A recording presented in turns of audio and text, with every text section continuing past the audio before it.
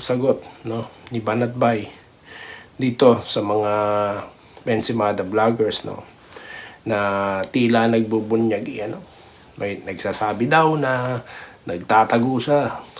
Sumpi na lang po yun. They have to answer as part of the due process, no. Hindi po yun arrest warrant. So yan po ang malaking pagkakaiba talaga ng mga vloggers ng administrasyon ngayon sa noon, kasi nga ang administrasyon noon consist of brilliant vloggers, no, mga mga tag dito, mga lawyers talaga, di ba? May mga nalalaman, kaya po may sense lahat. Sense, no? Hindi yung bagay na yun na yung topic mo all throughout your contents, no? What is your reference, no, on how mga ganong mga reaction nyo, di ba? So yun po, kayong mga nanonood dyan sa mga ganyang klase ng pagbablog, napakadami po, no? Napakadaming nanonood. Biruin mo yan ang nafe-feed sa mga utak nila, di ba? So yun ang kaibahan ngayon sa nakaraan, no? Kaya nga po, tawag dito, tignan nyo, ang nagbablog ngayon for the DDS, itong si dating Secretary Tracy Cruz Angeles, na nung dati po siyang nandun sa Malacanang, nanonood po ako ng mga fresh briefings, kasi nga, lahat po ng lumalabas, no, sinasabi niya, talagang may piece of, mga mahalagang impormasyon, di ba?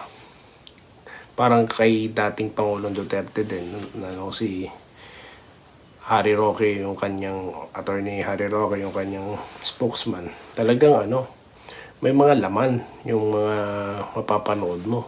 Ngayon po, I stop watching, no, itong, kaya nga pansin nyo, pagkukumparahin nyo yung mga view noon, dyan sa mga, dyan sa tawag dito sa mga fresh briefings, hindi po ganun karami kumpara sa dati, di ba?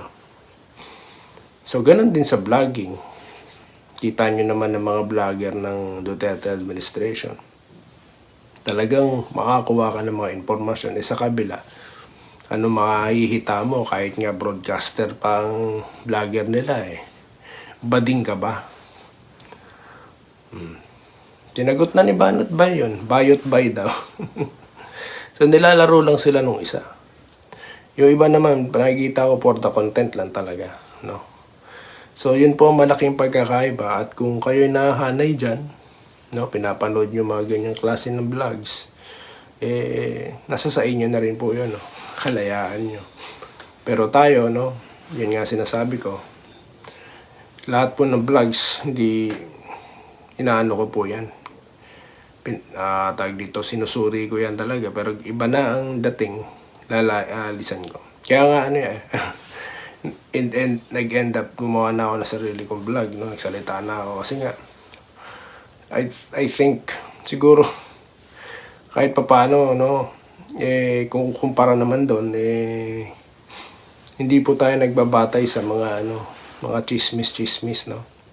Kaya nga po nanonood muna ako ng mga balita bago tayo sumalang dito.